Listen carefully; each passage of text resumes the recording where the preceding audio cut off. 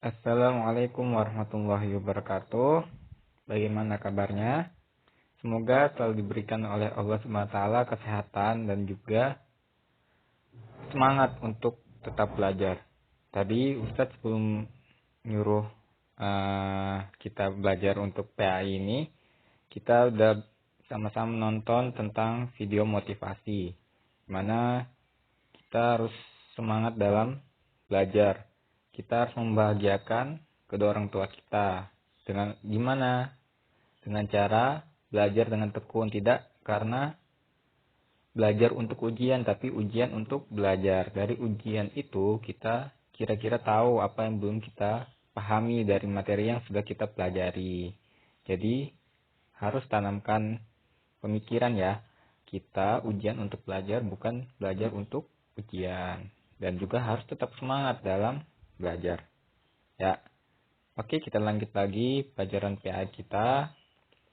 Nah, kemarin kita udah bahas tentang kisah Sultan Luqman. Jadi Luqman itu adalah anak dari Ba'ura bin Nahur bin Tareh. Dan Tareh bin Nahur merupakan nama dari Azar ayah Nabi Ibrahim alaihissalam. Luqman hidup selama 1000 tahun. Ia menjadi guru Nabi Daud alaihissalam. Sebelum diangkat menjadi nabi, pekerjaan Luqman pada awalnya adalah tukang kayu, tukang jahit, dan juga penggembala domba. Ia kemudian diangkat menjadi qadi atau hakim. Luqman menikah dan dikaruniai banyak anak, akan tetapi semua anaknya meninggal dunia ketika masih kecil. Semua itu ia terima dengan ikhlas karena ia yakin dan sadar bahwa semua terjadi adalah atas kehendak Allah SWT. Dari sini kan kita kemarin udah belajar bahwa Luqman itu orangnya yang selalu bersyukur. Ada di Quran surah Luqman ayat 12. A'udzubillahi minasyaitonirrajim.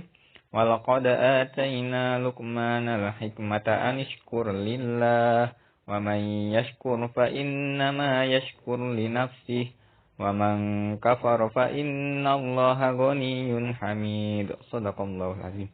Yang artinya, dan sesungguhnya telah kami berikan hikmah pada Luqman, yaitu bersyukurlah pada Allah. Dan barang siapa yang bersyukur pada Allah, maka sungguhnya ia bersyukur untuk dirinya sendiri. Dan barang siapa yang tidak bersyukur, maka sesungguhnya Allah Maha Kaya lagi Maha Terpuji.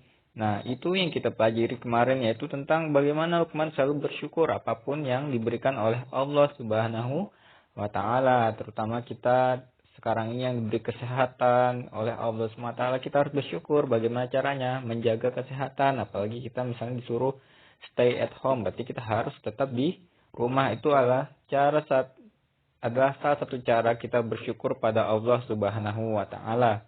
Oke? Nah, terus kita akan belajar tentang nasihat Luqman pada anaknya. Walaupun anak Luqman itu meninggalnya saat masih kecil semua, tapi ada nasihat-nasihat Luqman yang diabadikan di dalam Al-Quran. Nah, yang pertama kita akan belajar tentang nasihat Luqman, yaitu jangan musyrik atau menyekutukan Allah Subhanahu wa Ta'ala. Itu terdapat di Quran surah Luqman ayat 13. Kita tartil bareng-bareng ya. Baca bareng-bareng. Wahid isnani sasa. A'udzu billahi minasy syaithanir rajim. Bismillahirrahmanirrahim. Wa idh qala Luqman li ibnihi wa huwa ya'izuhu ya bunayya la tusyrik billah innasyirka la zulmun azim. Shadaqallahul azim. Yang artinya, dan ingatlah ketika Luqman berkata pada anaknya di waktu ia memberi pelajaran kepadanya, hai anakku, janganlah kamu mempersekutukan Allah Subhanahu wa Ta'ala. Sesungguhnya mempersekutukan Allah Subhanahu wa Ta'ala adalah benar-benar kezaliman yang besar. Jadi kita nggak boleh menyembah selain Allah. Tidak boleh musyrik, apalagi kita menyembah pohon, menyembah patung, menyembah matahari, menyembah bulan, menyembah apapun selain Allah, itu namanya musyrik. Nah, terus bagaimana kita dalam berhubungan dengan yang lain? Nah, kita misalnya, apakah kita kalau misalnya masuk gereja itu, apakah kita musyrik, kita menyekutukan Allah karena kita tidak hanya menyembah Allah, tidak. Jadi ada batasan-batasan kita dalam berbuat. Jadi ini juga terkait dengan toleransi sebenarnya. Kita sudah belajar kemarin tentang ayat-ayat yang toleransi di Akihah kemarin, Al-Quran Hadis, yaitu surah Al-Kafirun. Jadi kita boleh bertoleransi asalkan tidak mengikuti ritual ibadahnya, kayak misalnya ikut misalnya, ikut juga kayak segala macam dari ibadah-ibadah agama lain, itu tidak ikut. Ya kita hanya boleh menghargai dan mempersilahkan mereka untuk beribadah tanpa kita ikut menyembah juga. Jadi kita ada batasan-batasan juga, tidak menyekutukan Allah. Jadi kita nggak boleh menyekutukan Allah apapun yang terjadi. Nah, sama kayak kemarin kisah Bilal bin Rabah yang mempertahankan tetap beriman pada Allah walaupun disiksa. Kemarin silahkan mungkin dibaca nanti kisah Bilal bin Rabah. Kita harus kuat, akidah kita harus kuat. Kita nggak boleh menyekutukan Allah.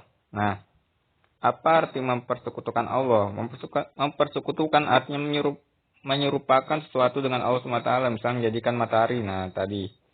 Terus kata Luqman, "Wahai anakku, janganlah menyamakan Allah SWT dengan sesuatu apapun dan tidak akan pernah sama. Karena sehebat apapun manusia, matahari, apalagi patung, tidak akan bisa menyamai Allah Subhanahu wa taala sebagai pencipta alam semesta dan sebagai sumber nikmat dan karunia." Nah, Allah yang telah memberikan kita nikmat, Allah yang telah memberikan kita hidup, Allah yang telah memberikan kita apapun yang kita mau, asalkan kita menjadi hamba yang bertakwa, hamba yang beriman. Nah, jadi kita harus bagaimana kita untuk bisa menjadi hamba yang bertakwa? Kita rajin sholat, kita rajin tahsin, tahfidz, dan sebagainya. Dan juga menjaga kesehatan yang penting juga dalam menjaga nikmat itu. Barang siapa yang ingkar pada pemberian nikmat dan karunia Allah, maka orang tersebut telah berbuat kezaliman yang besar. Nah, zalim. Zalim ialah kejam, bengis, aniaya, dan tidak menaruh kasih sayang. Jadi kayak menyiksa, apalagi juga membuli teman-teman yang lain, adik kelasnya, itu termasuk juga zalim.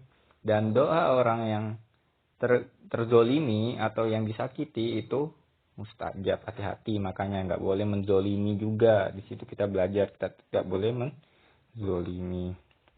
Ya, terus mungkin untuk materinya sampai sini dulu.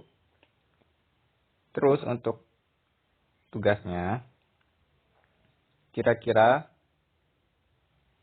apa saja wujud dari kita tidak musyrik pada Allah? Apa yang kita lakukan? Nah, itu coba kalau bisa dikembangkan lagi kira-kira apa selain Ustadz terangkan tadi. Silahkan dipikirkan lagi lebih mendalam. Ya, Ustadz akhiri, nanti setelah ini kita belajar AKI. Assalamualaikum warahmatullahi wabarakatuh.